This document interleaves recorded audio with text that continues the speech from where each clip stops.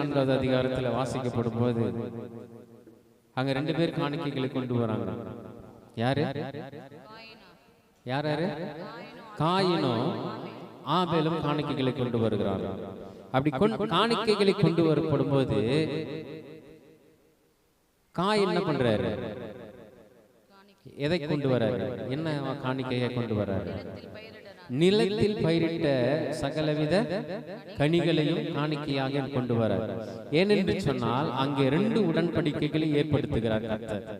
ஒன்று, ஆதாமிடத்துல வந்து நீ தோட்டத்தில் உள்ள சகல விருட்சங்களின் கனி என்ன பண்ணலாம்? புசிக்கலாம் அப்படின்னு சொல்லப்படும் போது அது ஒரு உடன்படிக்கை. அந்த முதலாம் உடன்படிக்கைக்கு பிறந்த பிள்ளை தான் யாரு? காயின். அதனால்தான் காணிக்கைகளை எதையா கொண்டு வருகிறார்? நிலத்தின் கனிகளை, காய்கறிகளை கொண்டு வந்து காணிக்கையாக என்ன பண்றான்? படைக்கிறான். ஆமென். 2வது உடன்படிக்கையில் பிறந்தவன் யாருன்னு சொன்னா ஆபேல். ஆமென். ஏனென்று சொன்னால் அவன் என்ன கொண்டு வந்து கொடுத்தான்? கொழுத்த கன்றா மந்தையிலே தலையேற்று ஒன்று என்ன பண்ணணும்? கொண்டு வந்து கொடுத்தான். ஆமென். அந்த கொழுமையானது எதை குறிக்கிறதுனா உயிருள்ள ஒரு காணிக்கை குறிக்கிறது. ஒண்ணு உயிரற்றது, நிலத்தில் பயிரிட்டதுதான், நிலத்தில் விளைஞ்சதுதான், உயிருள்ளதுதான். ஆனா தன் காணிக்கையாய் படைக்கும் போது அது என்னவா இருந்தது? உயிரற்றதா இருந்தது. இன்னொன்னு ஜீவன் உள்ளதா இருந்தது ஆபேல் படைக்கும் போது. ஆமென். ஏன் ஜீவன் உள்ளதா இருந்ததுன்னா அதற்கு முன்பதாக ஒரு ஆடு அடிக்கப்பட்டு அவர்களுக்கு என்ன கொடுத்தாரு? உடையை கொடுத்தார். ஆதாம் தவறு செய்தனால போய் மரத்தை என்ன பண்றான்? மரத்தில் இருக்கிற இலைகளை பறித்து, அத்தி இலைகளை பறித்து தனக்கு உடையாக என்ன பண்ணான்? உடுத்தி கொண்டான். ஆமென். அந்த உடன்படிக்கை வேற. அந்த உடன்படிக்கையில் பிறந்தவன் தான் காயின். அதனால காய்கறிகள் என்ன பண்றான்? கொண்டு வந்தான். அதுக்கு ஒரு ஜீவன் இல்லை. 2வது ஜீவன் அடிக்கப்பட்டது. ஆதாமுடைய உடைகள் என்ன பண்ணப்பட்டது? மாற்றப்பட்டது. அதில் பிறந்தவன் தான் ஆபேல். ஆமென். அந்த பலியை எடுத்து கொண்டு வந்து என்ன பண்றான்? செலுத்துகிறான். ஹல்லேலூயா. அது ஜீவன் உள்ளது. அந்த ஜீவன் உள்ளது படைக்கப்படும் போது ஆண்டவராக இயேசு கிறிஸ்து எது உகந்ததாய் காணப்பட்டதுன்னு சொன்னால் ஜீவன் உள்ளதை எடுத்துக்கொண்டார். ஆமென். எப்பவுமே கர்த்தருக்கு எது பெரியன்னா தன் ஜீவனிலிருந்து கர்த்தருக்கு எதை கொடுக்கிறோமோ, தன்னுடைய ஆத்மாவோ, தன்னுடைய சரீரமோ, தன்னுடைய பலனோ, உன் தேவனாகிய கர்த்தரை எப்படி துதிக்கணுமா? முழு இருதயத்தோடு, முழு ஆத்மாவோடு, முழு சிந்தையோடு, முழு பலத்தோடு கர்த்தரை என்ன பண்ணுமா? ஆராதிக்கணும். ஏன்னா முழுவதும் ஏற்றுக்கொள்ளுகிற ஒரு தன்மையுடையவர் தான் நம்முடைய தேவனாகிய கர்த்தர். ஆமென்.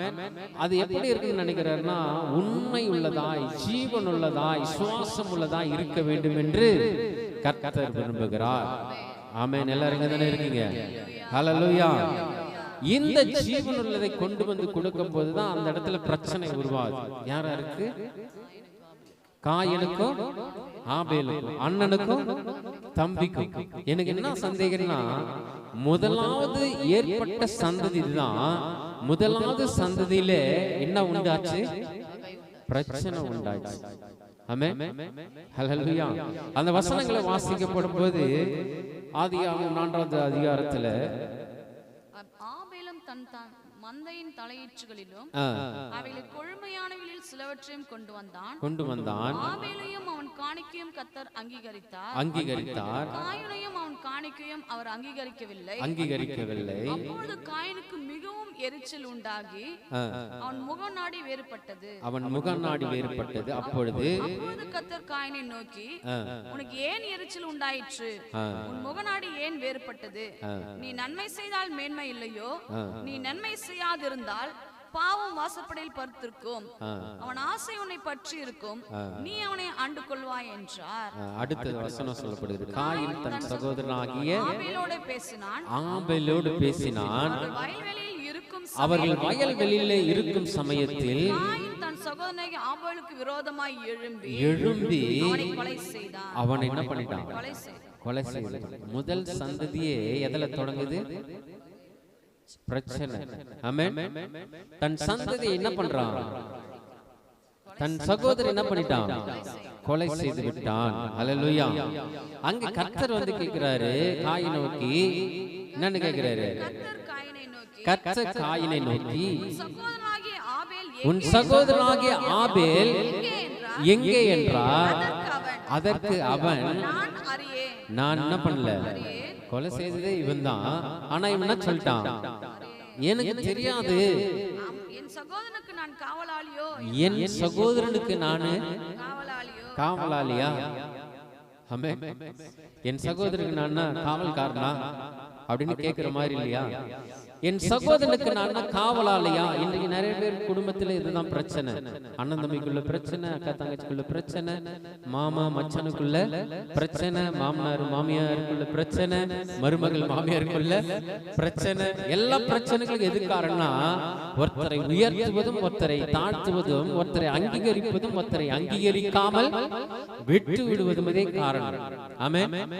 அதற்கு யார் காரணம்? நாம் தான் காரணம். நாம எதை செலுத்துகிறோம், நம்முடைய அன்பு எப்படி இருக்கிறது, நம்முடைய பண்பு எப்படி இருக்கிறது, நாம் எப்படி நடந்து கொள்கிறோம், யாரிடத்துல? தேவனிடத்தில். ஆமென். நாம் கர்த்தரிடத்தில் எப்படி உண்மையாய் நடந்து கொள்கிறோம் என்ற விதத்தை காட்டிதான் நம்முடைய ஜீவனின் வெளிப்பாடு வெளிப்படுகிறது, நம்முடைய அன்பு வெளிப்படுகிறது, நம்முடைய உறவினர்களிடையே அன்பு வெளிப்படுகிறது. ஆமென். ஹல்லேலூயா. யாராவது சகோதர சகோதரிக்குள்ள சண்டைனாக்கா, அவனுக்குன்னா நான் எல்லாத்தையும் செய்யணுமா? அவன் பெட்லயே என்ன பண்றான், உட்காந்து இருக்கிறான், அவனுக்கு நான் டீ கொடுக்கணும், அவனுக்கு காபி கொடுக்கணும், அவனுக்கு என்ன பண்ணணும், சாப்பாடு கொண்டு போய் கொடுக்கணும், எல்லாத்தையும் நான் செய்யணுமா? அவன் ஒரு வேலை கூட செய்ய மாட்டானா? எல்லார் குடும்பத்திலும் இந்த பிரச்சனைகள் வருது. ஆமென். அவனுக்குன்னா நான் காவலாளியா, அவனுக்குன்னா நான் வேலைக்காரனா அப்படி என்ன பண்றாங்க? கேக்குறாங்க இல்லையா? நேத்து கூட ஜெசி கேட்சி. ஹல்லேலூயா.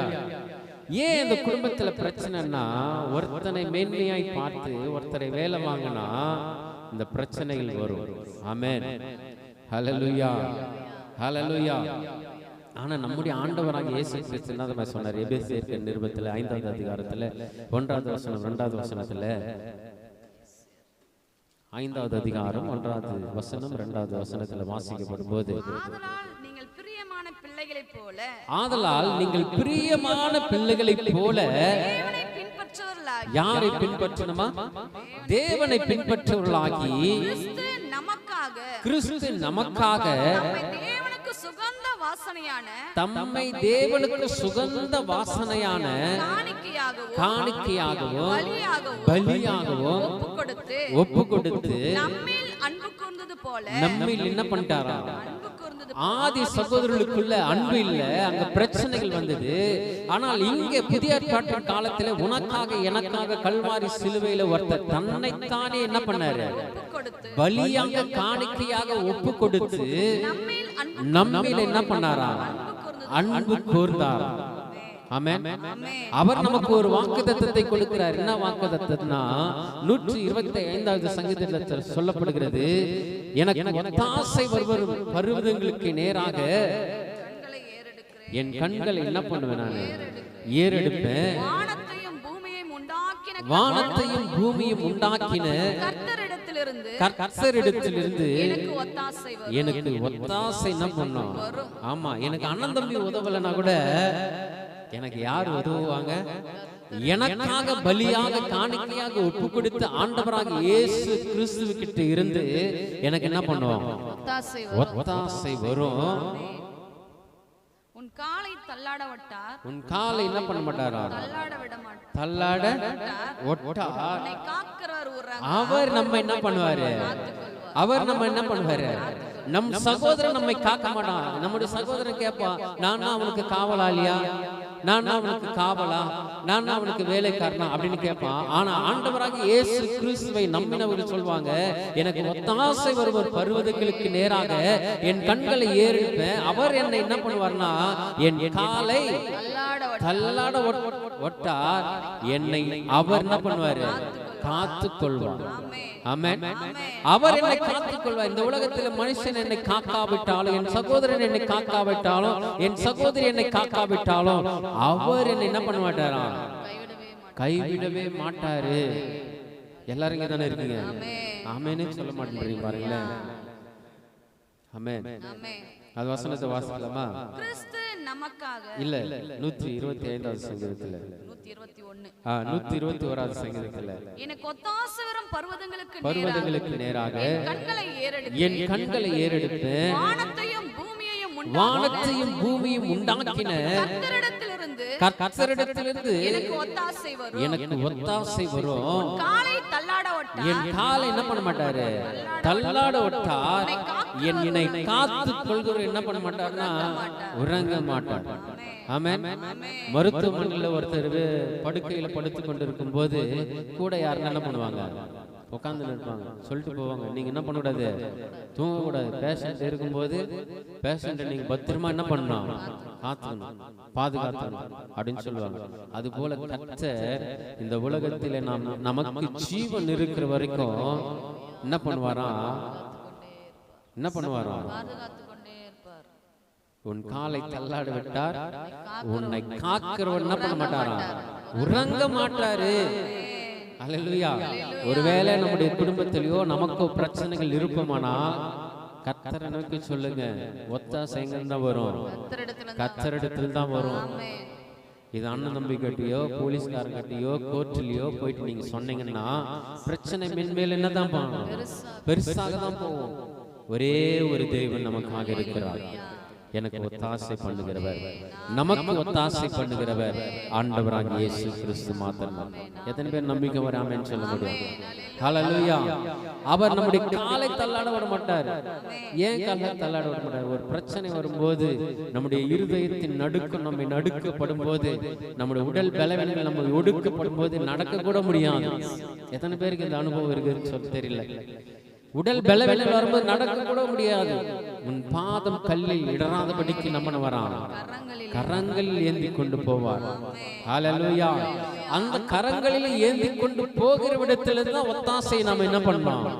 எதிர்பார்க்கிறவளா இருக்கணும். ஆமென். உன் காலை தள்ளாட விட்டார், உன்னை காக்கிறவன் என்ன பண்ண மாட்டாரு? உறங்க மாட்டார். இஸ்ரவேலை காக்கிற தேவன். ஆமா, நமக்காக பாதுகாப்புக்கு யாருமே இல்லையே, நமக்கு வழித்துணைக்கு யாருக்குமே இல்லையே. ஒருவேளை மருத்துவமனையில போய் சேர்ந்தா சாலு, ஆண்டவரே நான் எப்படி குழந்தை பெற்றெடுப்பேன் அப்படின்னு பயம் இருந்தா கர்த்தரிடத்தில் என்ன பண்ணு? நம்பிக்கை வை. உன் காலை என்ன பண்ண மாட்டாரு? தள்ளாட விட மாட்டாரு. உன்னை காக்கிற என்ன பண்ண மாட்டாரு?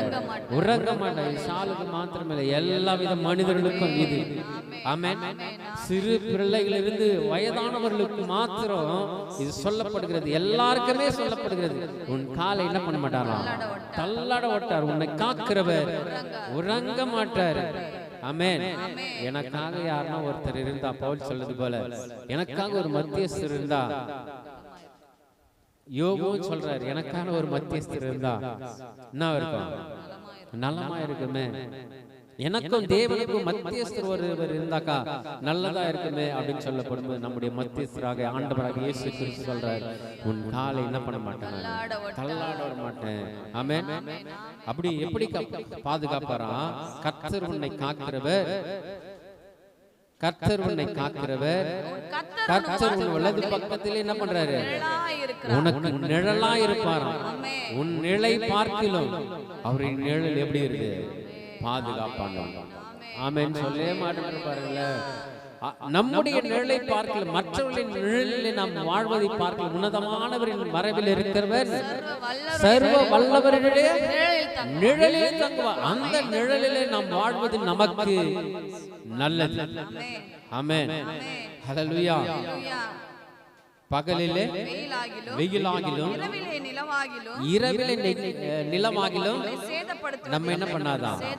சேதப்படுத்தாது. ஆமென். உன்னை எதுவுமே சேதப்படுத்தாதான். என்னையும் உன்னையும் எதுவுமே என்ன பண்ணாதான்? சேதப்படுத்தாது. ஒருவேளை பலவீனங்கள் இருந்தால் இயேசுவின் நாமத்தினால இப்போதே ஆண்டவராக இயேசு கிறிஸ்து நமக்காக பலியாக என்ன பண்ணாரு? காணிக்கையாக அவர் நமக்கு பிதாவின் இடத்துல அவரே தம்மை தாம் என்ன பண்ணாரு? ஒப்பு கொடுத்தார். அந்த இயேசுவின் நாமத்தினாலே சுகத்தை கொடுக்க அவர் வல்லவராய் இருக்கிறார். ஆமென். ஹல்லேலூயா. பகலிலே வெயிலாகிலும் இரவிலே நிலவாகிலும் நம்ம என்ன பண்ணாதான்? சேதப்படுத்தாது. கர்த்தர் உன்னை எல்லா தீங்குக்கும் விலக்கி என்ன பண்ணுவாரு? காப்பார். ஆமென். காயினை போல சொல்ல மாட்டார், என் சகோதரனுக்கு நான் காவலாளியா அப்படின்னு சொல்லுவதற்கு நம்முடைய தெய்வம் ஒரு மனிதன் அல்ல. ஆமென். அவர் மனமாற மனிதன் அல்ல, பொய் சொல்ல மனுபுத்திரனும் அல்ல. அவர் சொன்னது என்ன பண்ணுவாரு? செய்து முடிச்சிருவார். அவர் சொல்லியும் செய்யாதிருப்பாரோ? ஹல்லேலூயா. நமக்கு ஒரு வார்த்தை கொடுத்தான்னு சொன்னா அவர் அப்படியே நடத்துகிற தெய்வமா இருக்கிறார். ஹல்லேலூயா. கடைசி வசனத்தை வாசிக்கலாம். கர்த்தர் உன் போக்கையும் உன் வரத்தையும் இது முதற்கொண்டு என்றென்றைக்கு என்ன பண்ணவரா? காப்பார். ஆமென். மனிதர்கள் போல முகம் சுளிக்க மாட்டார். நான் எத்தனை நாள் தான் இவங்களுக்கு உழைப்பது, எத்தனை நாள் தான் என் புருஷனுக்கு வேலையே செய்து கொண்டிருப்பது, எத்தனை நாளைக்கு தான் என் பொண்டாட்டிக்கே நான் உழைச்சு கொட்டுறது அப்படின்னு மனிதர்களை போல என்ன பண்ண மாட்டாங்க? முகம் சுழிக்க மாட்டார். ஹல்லேலூயா. அவர் நம்மோடு கூட நிழலாயிருப்பார். அவர் நம்மோடு கூட உறவாயிருப்பார். அவர் நம்மோடு கூட என்ன பண்ணுவார்? நம்முடைய போக்கையும் வரத்தை என்ன பண்ணுவாராம்? இதை முதற்கொண்டு என்ன பண்ணுவாராம்? என்றென்றைக்கு காப்பாராம். ஹல்லேலூயா.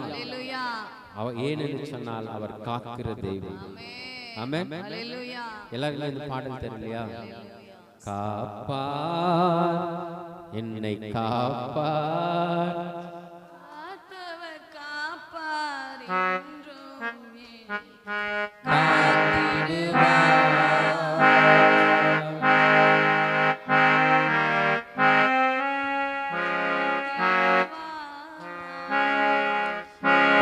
கண்டுனை அழைத்தவர்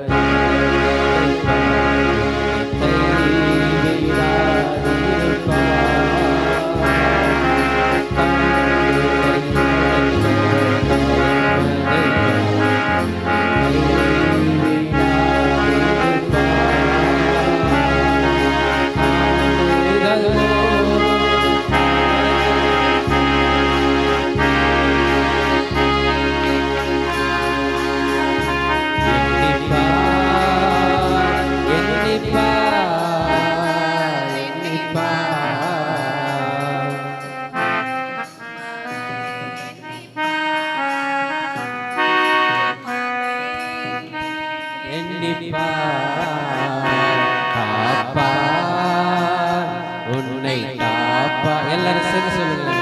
காத்தவர் காப்பார், இன்னும் இனியும் காத்திடுவார்.